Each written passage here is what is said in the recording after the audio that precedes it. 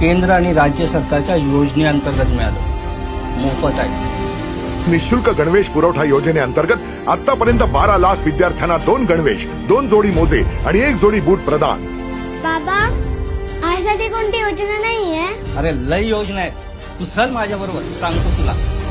विद्यार्थ्यांच्या प्रत्येक गरजेवर सरकार देते ध्यान आणि म्हणून धनुष्यबाण।